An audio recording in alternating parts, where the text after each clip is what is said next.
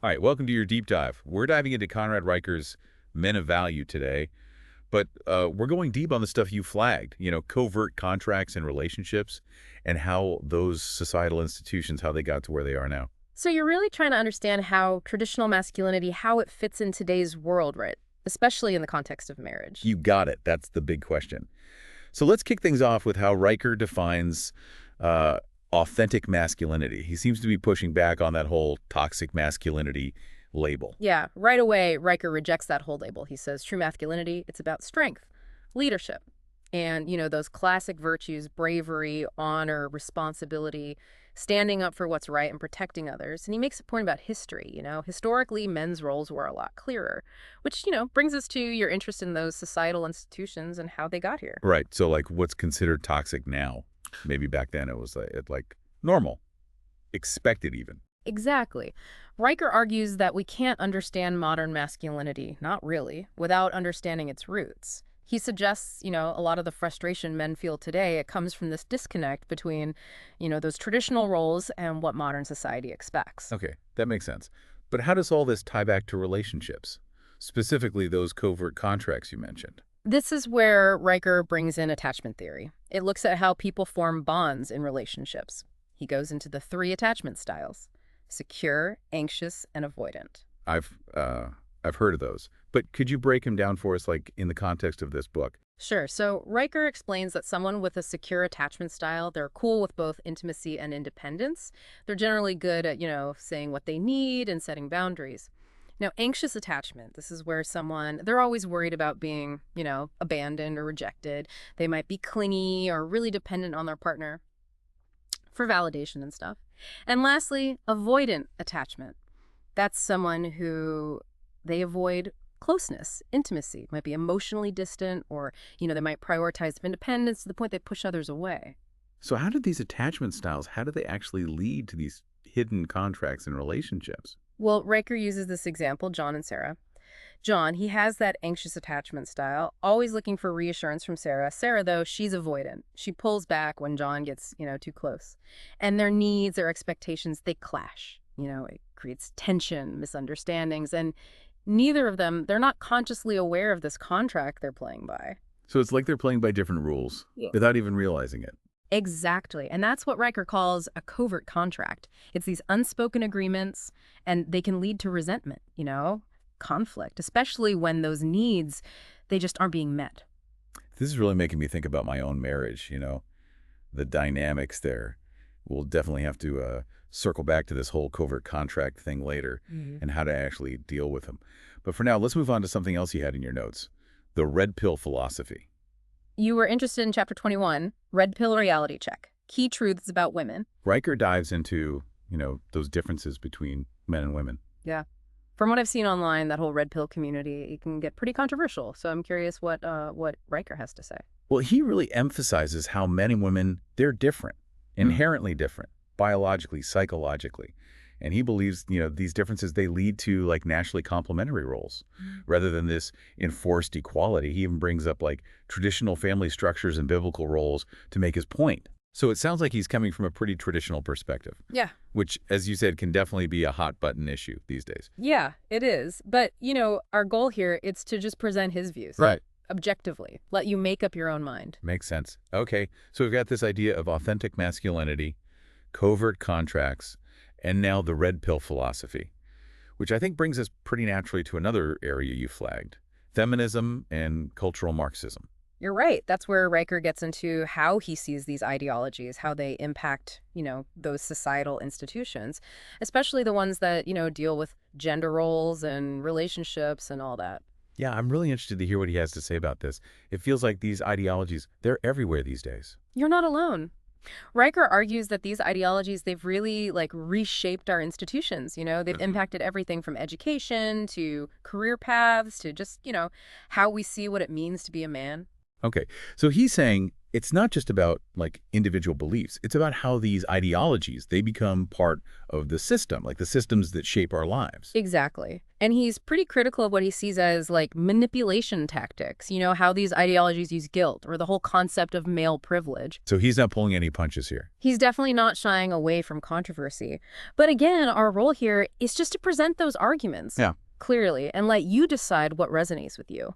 Riker, he paints this picture of a world where like traditional masculinity, it's under attack.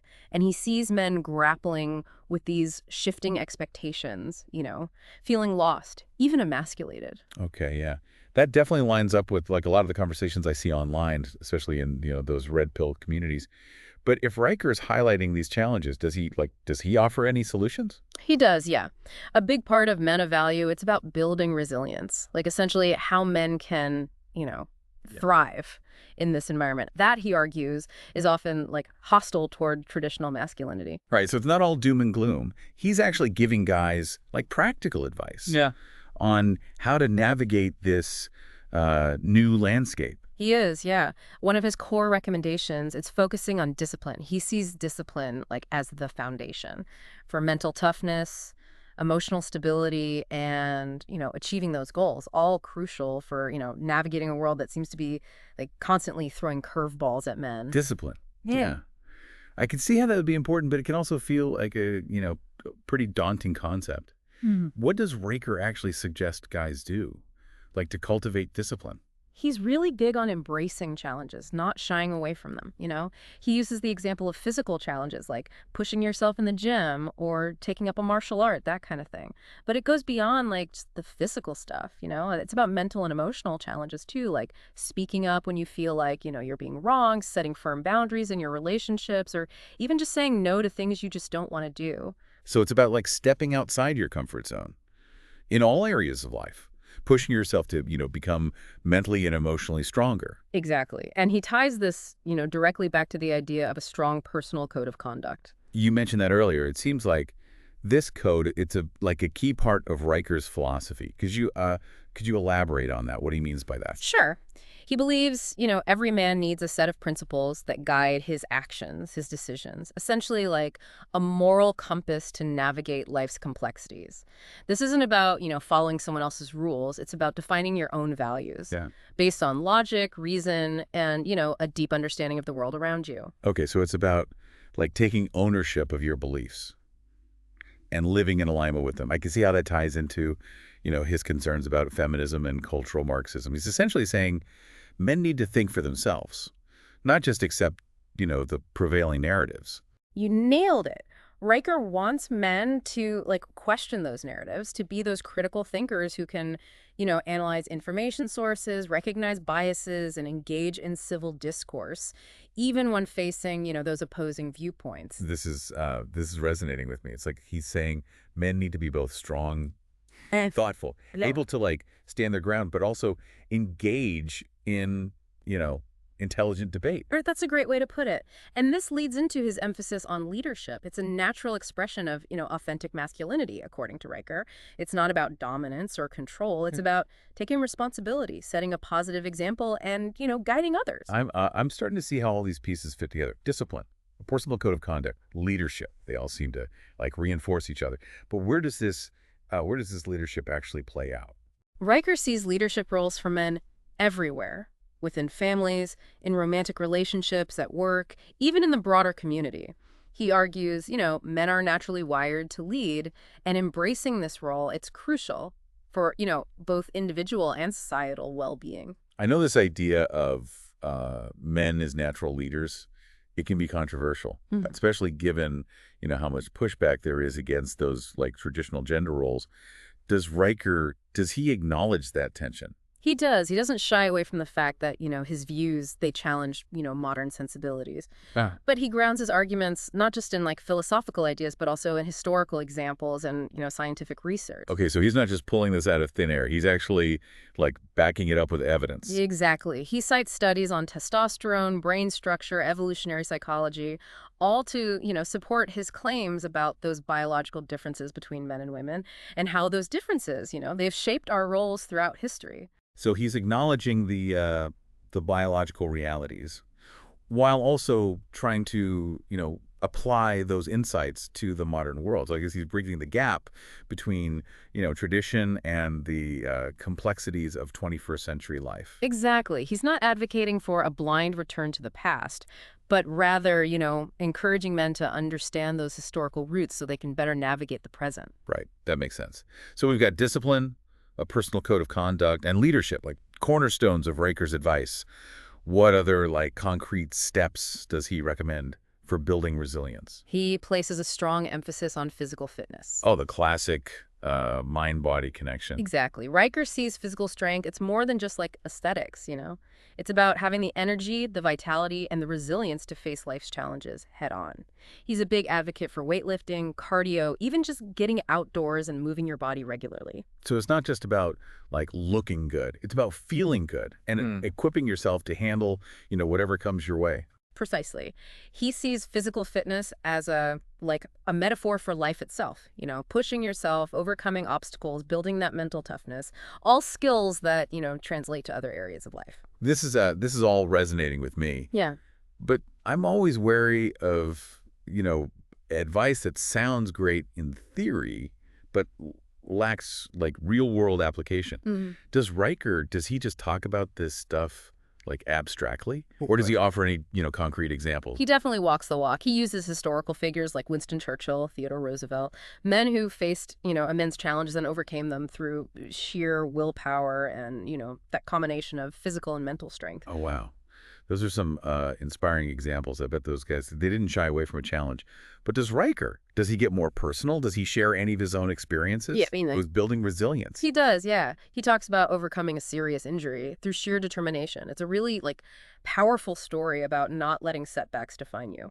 It sounds like he's saying resilience, it's not something you're born with. It's something you, cultivate through conscious effort and practice. Exactly. And this connects to another key point he makes, the importance of, having a strong support system, a brotherhood of men who can, support you, challenge you, and hold you accountable on your journey. That brotherhood theme, it keeps coming up. It seems pretty central to his vision of authentic masculinity. It is, yeah. Riker believes men need other men in their lives who understand them, support them, and encourage them to be their, best selves. It's about having a team to back you up when things get tough. So it's not just about self-reliance. It's about recognizing that even the strongest men, they need, support and connection. Precisely. And he doesn't just leave it at that. He offers practical ways to, build this brotherhood. He suggests things like joining a men's group, taking up a team sport, or simply making a conscious effort to connect with, other men in your community. That's great advice. I think sometimes we, especially as men, we can isolate ourselves without even realizing it. You're absolutely right. And Riker sees this brotherhood as essential for men's well-being, both individually and collectively. Okay, so we've got discipline, a personal code of conduct, leadership, physical fitness, and brotherhood. Anything else Riker recommends for building that resilience he talks about? He also brings up, spirituality, which might seem surprising in a book about masculinity. Yeah, that's not something you typically associate with traditional masculinity. Right, but Riker, he argues that spirituality, it's key for, developing inner strength, finding meaning in life, which are, essential for weathering any storm. So what exactly does he mean by spirituality? Is he talking about organized religion? He actually takes a broader approach. He defines spirituality as, a connection to something bigger than yourself, whether that's God, nature, a set of values, or, a higher purpose that guides your life. Okay, so it's about feeling connected to something that transcends your individual experience. I can see how that could be a source of, strength, resilience, especially when you're facing challenges. But how does Riker suggest men actually cultivate this sense of spirituality? Well, he offers a few different paths. Meditation's one, as is spending time in nature, really connecting with the natural world. And he emphasizes the importance of, reflecting on your values, your goals, figuring out what truly matters to you. That makes sense. It's about getting in touch with that deeper part of yourself, the part that, connects to something bigger than just your day-to-day worries. Exactly. Riker sees this inner strength as a powerful antidote to, the chaos and the uncertainty of modern life. It's about having that unshakable foundation within yourself.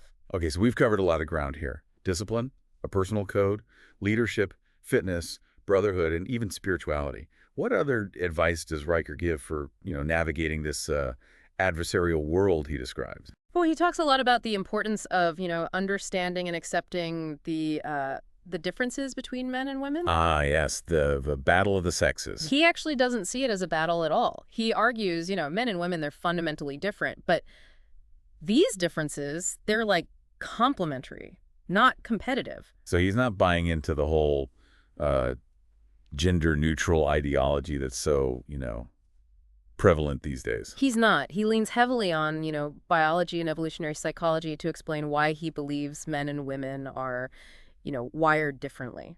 Okay. I'm curious to hear more about this. What Yeah. specific differences, does he highlight? He talks a lot about the role of testosterone, in men's behavior and how it contributes to like those traits like assertiveness and competitiveness. He also points to research on like brain structure, suggesting that men and women, they process information differently, which leads to, different ways of thinking and relating to the world. So he's saying these differences, they aren't just like social constructs. They're rooted in our, biology. Yeah. That's his argument. Yeah. And he believes these biological differences, they have huge implications for, relationships, family dynamics, even the way our society is structured. I can see how this connects to his points about leadership and those like traditional roles. He seems to be saying those roles emerged organically from our, biological predispositions. That's right. He sees these differences as the basis for like a natural division of labor, where men are typically the, providers and the protectors, and women are the nurturers and the caregivers. I can imagine this perspective might ruffle some feathers in today's world. It can be a, a sensitive topic for sure. But it's important to remember Riker isn't advocating for like a return to some kind of oppressive patriarchy. His point is we need to acknowledge these inherent differences, not, erase them if we want to build healthy relationships and a functioning society. It sounds like he's calling for a more balanced approach, one that respects both the similarities and the differences between men and women. Exactly. He argues that trying to like force equality in all areas, it actually creates more problems than it solves. It's like trying to, fit square pegs into round holes, as Yeah. you said earlier. All right, so that's his take on the differences between men and women. But what does he actually recommend men do with this understanding? That's where, his discussion of female nature comes in. Mm-hmm. He argues that men need like a realistic understanding of women's needs, desires, and behaviors if they want to build, successful, fulfilling relationships. This is where things can get tricky. I've seen how, conversations about female nature, they can like turn toxic pretty quickly. You're not wrong. It's a topic that needs to be, approached with sensitivity and respect. But Riker's point is men need to move beyond like stereotypes and, societal programming and truly understand the women in their lives. So it's not about trying to like manipulate women, Right. or fit them into some, predefined box. Not at all. It's about understanding, what makes women tick, their emotional landscape, their needs, their motivations. And again, he draws heavily on like evolutionary psychology to explain why he believes women behave the way they do. What are some of the key insights he offers about female nature? He talks about women's, emotional sensitivity, their need for like security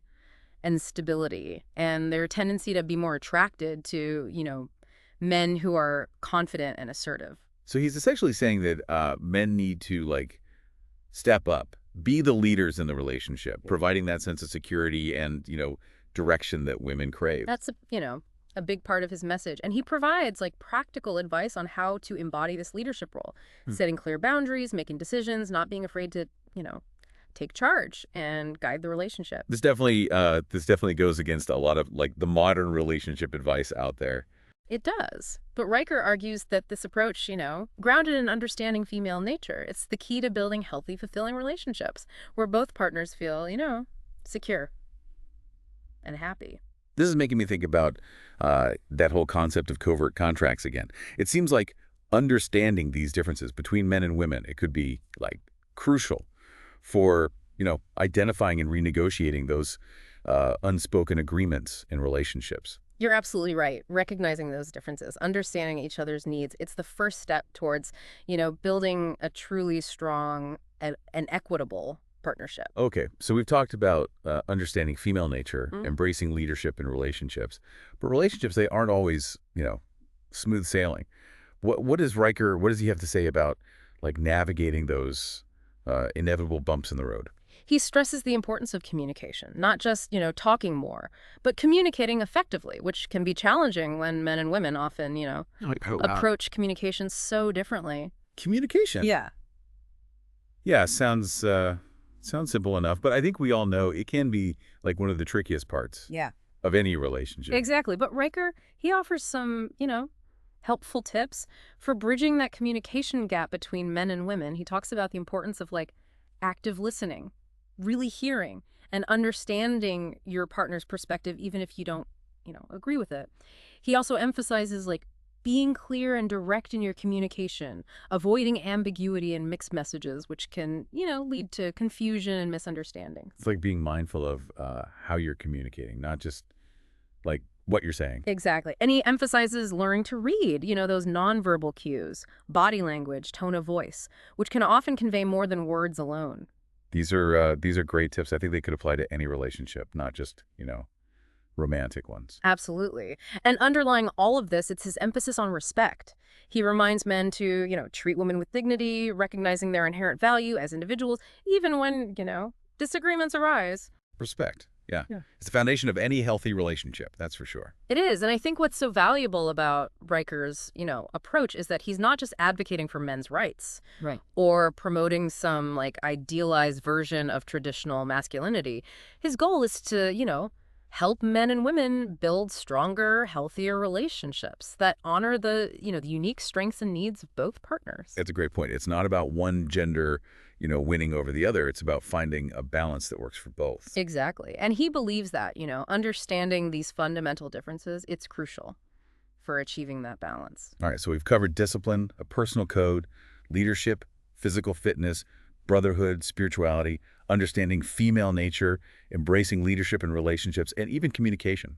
Anything else Riker recommends for navigating this so-called adversarial world? He dives into the importance of, finding meaning and purpose in your work. Ah, yes, the age-old question. What am I doing with my life? Exactly. Riker believes that men, they're, hardwired to find meaning and purpose in their work. He sees it as a core part of like their identity and how they, contribute to the world. So it's not just about like earning a paycheck. It's about doing something that, truly matters. That's it. He encourages men to, find a career that aligns with their values and like lets them use their strengths and talents to make a positive impact. It sounds like he's saying that work can be a source of, fulfillment Yeah. and even spiritual growth. He is. And he even offers like advice on how to find meaning in your current work, even if you're not in your, dream job yet. He talks about setting goals, finding mentors,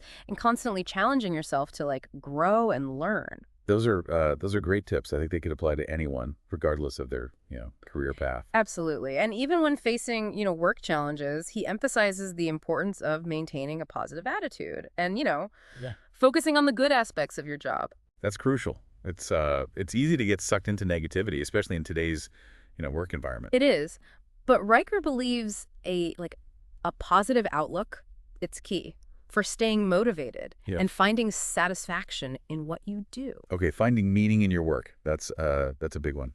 What else does Riker recommend for, building a fulfilling life? He talks a lot about the importance of building a legacy. Legacy, yeah, that's a powerful concept. What does he mean by that?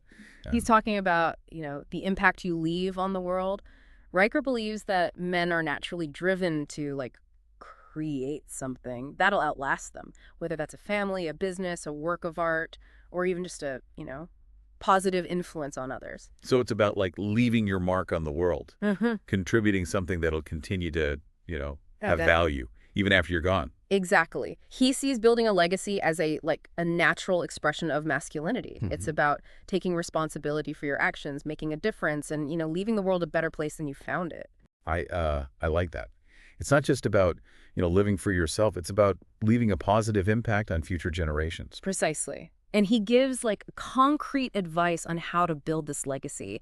He encourages men to mentor others, get involved in their communities, be, positive role models for younger generations. Those are Those are great suggestions. I think we can all benefit from, thinking about our legacy no matter where we are in life. Absolutely. And he emphasizes the importance of, you know, having a long-term vision, thinking beyond your own lifespan and considering how your actions will, Yeah. impact the future. That's a profound perspective. It's like Yeah. he's saying that we're all, part of a much bigger story, Mhm. and our choices, they like ripple outwards Mm. to affect future generations. Exactly. He encourages men to think beyond themselves and consider their place in the, grand scheme of things. We've talked about finding meaning in work, Mm. building a legacy. What else does he recommend for living a fulfilling life? He talks about the importance of taking care of your health. Well, that seems pretty obvious. It might seem like a, no-brainer. But Riker, he argues that a lot of men, they neglect this, crucial area of life. He believes taking care of your physical, mental, and emotional health, it's essential for being the best version of yourself. So it's not just about, Yeah. hitting the gym Yeah, and eating veggies. It's about a holistic approach to well-being. exactly. He emphasizes the importance of getting enough sleep, which I know can be, tough for a lot of guys juggling work, family, and everything else. He also talks about, managing stress effectively, not letting it take over your life. Those are important reminders. It's easy to let those things slide when you're, constantly on the go. It is. But Riker, he reminds men that, neglecting your health will ultimately, catch up with you. It undermines your ability to achieve your goals, be present in your relationships, and, ultimately live a fulfilling life. So taking care of yourself, it's about more than just like vanity. It's an act of responsibility. And self-respect. Exactly. It's about ensuring you have the energy and, the resilience to show up fully in all areas of your life. We've talked about finding meaning in work, building a legacy, taking care of your health. What other advice does he offer? He circles back to the importance of, having a strong support system. Oh yeah, that brotherhood we were talking about earlier. He keeps coming back to it for a reason. He truly believes, it's vital for men's well-being. Riker argues that men need other men who understand them, support them, and, challenge them to be their best selves. It's like having that team in your corner. Those guys you can rely on, especially when things get tough. Exactly. And he even offers practical suggestions for, building this brotherhood. Things like joining a men's group, taking up a team sport, or simply making an effort to connect with other men in your community. I think sometimes, especially as men, we isolate ourselves without even realizing it. You're right. And Riker emphasizes that, strong male friendships can be a source of camaraderie, purpose, and even spiritual fulfillment. It's not just about having buddies to hang out with. It's about a deeper level of connection and support. Exactly. It's about fostering those, authentic, meaningful relationships that help men thrive. Okay, finding meaning in work, building a legacy, taking care of your health, and having a strong support system. What else does Riker recommend for men striving to live, fulfilling lives? He talks about the importance of having a positive attitude. A positive attitude. Yeah, it seems pretty simple, doesn't it? It might seem, simple, but Riker believes it has a profound impact on your life. Your attitude, it shapes your experience.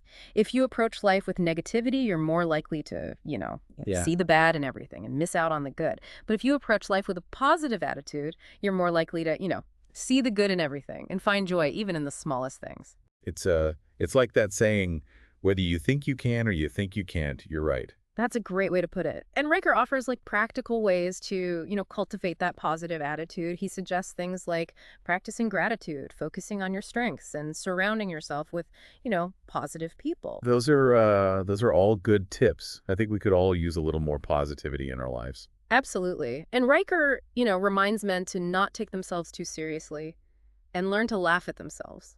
That's important. Life's too short to be serious all the time. Exactly. He sees humor as a vital tool for getting through, tough times. Yeah. And making life more enjoyable. So we've got meaning in work, building a legacy, taking care of your health, a strong support system, and now a positive attitude. Anything else Riker recommends for those, seeking fulfillment? He emphasizes the importance of being true to yourself. Oh, yeah, the classic be yourself advice. But Riker goes beyond that, surface level. He argues that men are often pressured to, like, conform to societal expectations. But true fulfillment, it comes from, living in alignment with your own values and beliefs. So it's about more than just, like, being yourself. It's about figuring out who you truly are and what you stand for. Precisely. He encourages men to be self-aware, to take the time to, reflect on their values, their goals, and their beliefs. It's easy to get caught up in the, rush of life and lose sight of what really matters. You're right, but Riker emphasizes that, self-reflection, it's essential for living a fulfilling life. It's about being honest with yourself and ensuring, your actions align with your core values. Meaning in work, legacy, health, support system, positive attitude, being true to yourself. Anything else? He talks a lot about the importance of having a purpose. Purpose, yeah. That's a big one. What exactly does what does he mean by that?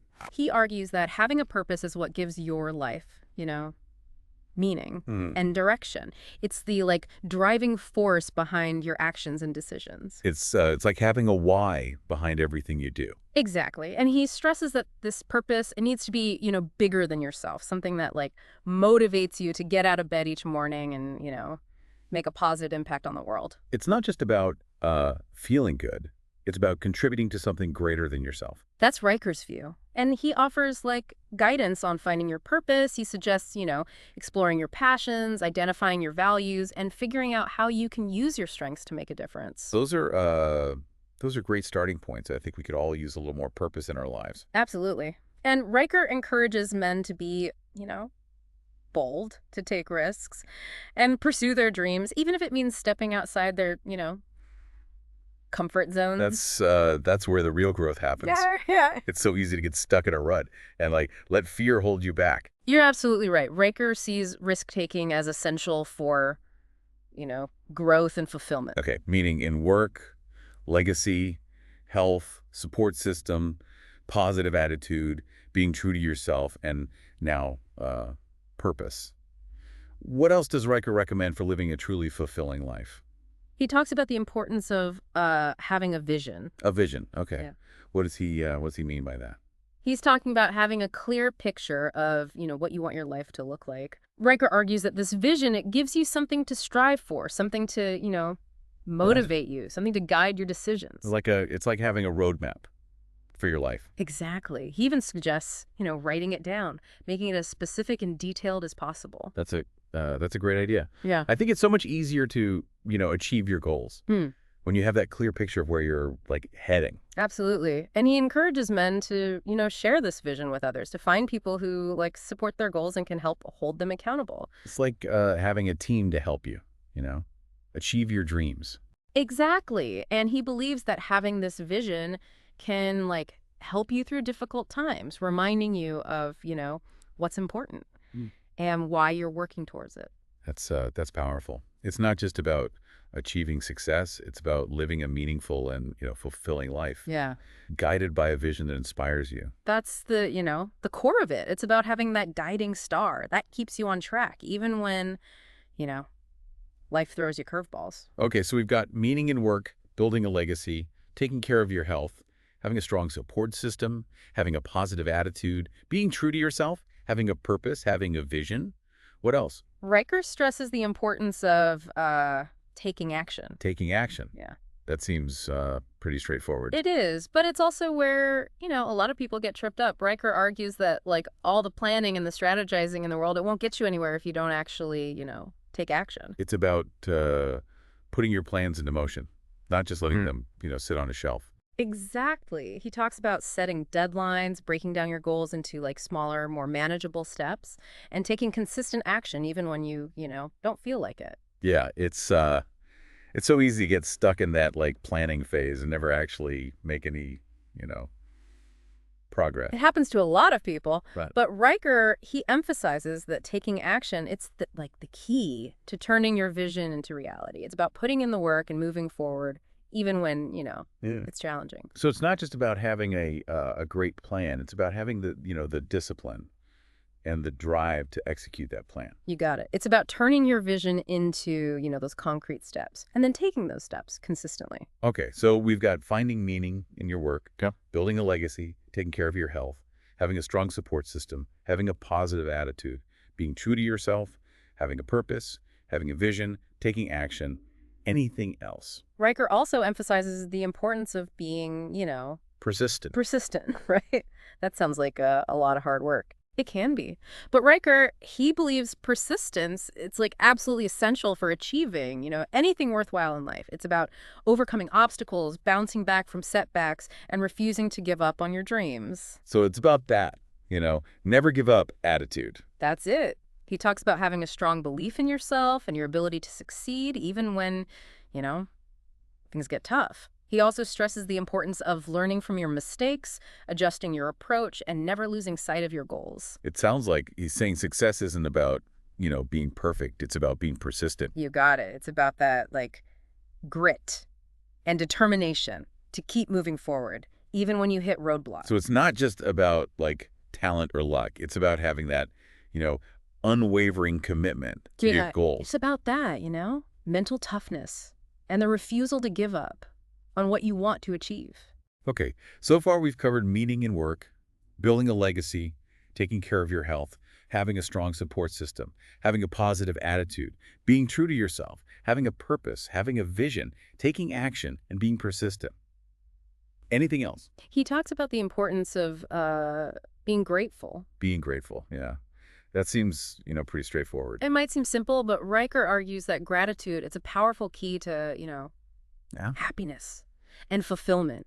He sees it as a way to shift your focus from what you lack to what you have, appreciating the, good things in your life. So it's about focusing on the positive, on, what you have, not what you're missing. Exactly. And he offers practical ways to, cultivate gratitude. He suggests keeping a gratitude journal, expressing your appreciation to others, and simply taking the time to notice the good things in your life, big or small. Those are good reminders. It's so easy to, get caught up in the day-to-day and forget to appreciate what we have.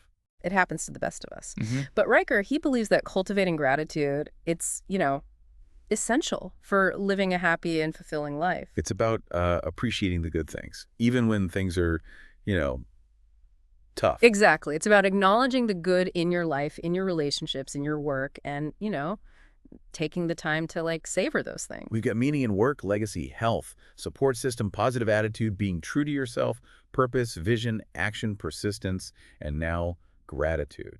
What else does Riker suggest? He also talks about, the importance of giving back. Giving back, right? That's a noble idea. It is. Riker believes, giving back, it's a core part of being a man of value. He sees it as a way to use your strengths, your talents to make a positive impact on the world. So it's about contributing to something, larger than yourself. Exactly. He encourages men to, find a cause that they're passionate about and use their time, energy, and resources to make a difference. It's not just about donating money. It's about, actively participating in making the world a better place. Precisely. It's about finding ways to, contribute your unique skills and talents to a cause you believe in. It sounds like he's saying that giving back isn't just about doing good for others. It's also about, finding fulfillment and purpose in your own life. You're right. Riker believes that, giving back can bring a sense of purpose, connection, and even joy. Those are powerful benefits. And it sounds like he's encouraging men to start giving back, now, no matter where they are in life. That's his message. It's not about waiting until you're successful to start, making a difference. You can start right now in whatever way, feels right for you. Yeah. It's not about the amount you give. It's about the act of giving itself. Exactly. It's about that, generosity of spirit, that willingness to contribute to something larger than yourself. Okay, so we've covered a lot of ground. Meaning in work, building a legacy, taking care of your health, having a strong support system, having a positive attitude, being true to yourself, having a purpose, having a vision, taking action, being persistent, being grateful, and giving back. Anything else Riker suggests? He reminds men to, have fun. Now that's something I can get behind. Right. It's so easy to get caught up in the, the seriousness of life and forget to, like, enjoy yourself. Yeah, it happens to the best of us. Riker argues that having fun, it's, essential for maintaining your mental and emotional well-being. He sees it as a way to, relieve stress, connect with others, and simply, like, enjoy the ride. So it's not just about goofing off. It's about, like, making time for activities that bring you joy. Exactly. He talks about the importance of, finding hobbies that Mhm. you're passionate about, spending time with, people you love, and making time for laughter and play. Those are great reminders. I think we could all use a little more, fun in our lives. Absolutely. And Riker emphasizes that, you shouldn't feel guilty about taking time for yourself and doing things you enjoy. That's crucial. It's so easy to feel like, we have to be productive Yeah. all the time. It is. But Riker argues that taking time for yourself, it's essential for maintaining your energy and your motivation. It's about replenishing yourself so you can show up, fully for the things that matter most. It's like that classic saying, all work and no play makes Jack a dull boy. Riker seems to be saying taking time for yourself, it's not selfish. It's essential for being, your best self. You got it. And this leads nicely into, his next point, which is about being present. Being present. Okay. What does he mean by that? He's talking about, like, living in the moment, truly experiencing and appreciating the here and now.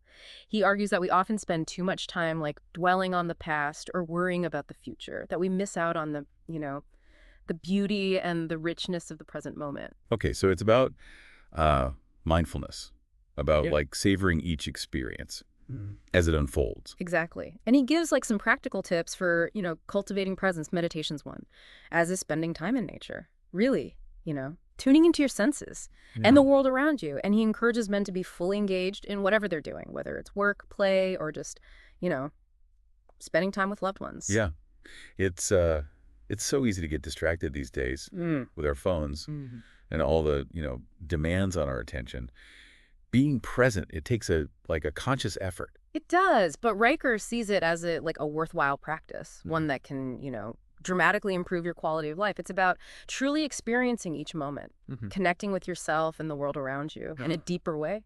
Wow, we've really covered a lot in this deep dive into men of value, from discipline and leadership to, relationships and legacy. Riker seems to be offering a pretty comprehensive roadmap for men navigating, the complexities of the modern world. He is. And what's so compelling about his approach is that he doesn't, shy away from the challenges that men face today. He acknowledges those, shifting societal expectations, those attacks on traditional masculinity, but he doesn't offer a victim narrative. Right. It's not about, complaining Yeah. or blaming others for the situation men find themselves in. It's about taking ownership of your life, understanding your strengths, and using them to create a fulfilling and meaningful life. Yeah. Despite the challenge. Exactly. And I think that's a message that can, resonate with men from all walks of life. Okay.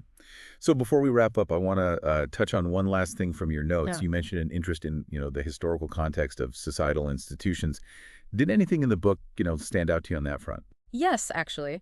Riker, he makes some interesting observations about how societal institutions have, evolved over time, especially, regarding gender roles. He argues that many of our institutions were originally designed around, traditional gender roles, with men as the leaders and the providers, and women as the nurturers and the caregivers. So he's saying those roles, they weren't arbitrary or oppressive. They actually served a specific purpose in, the way society functioned. That's his argument. Yeah. He uses the example of, the family unit, arguing that the traditional nuclear family with a father as the, head of the household, it was a stable and effective structure for raising children. Oh, yeah. And maintaining social order. Yeah, I can see how that perspective it might be, controversial these days. It is, but it's important to remember that Riker isn't, advocating for a return to some idealized past.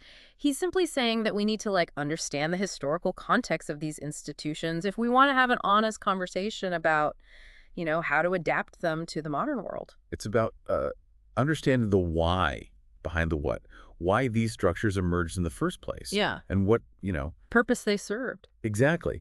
And he suggests that, when we dismiss traditional institutions as outdated or patriarchal without considering their historical context, we miss out on valuable lessons. that they can teach us. So it's not about blindly clinging to the past. It's about, learning from it and adapting those lessons to fit the present. Precisely. It's about taking it like a nuanced and informed perspective, Yeah. considering the historical forces that, Yeah. shaped our institutions and using that knowledge to like make informed decisions about the future.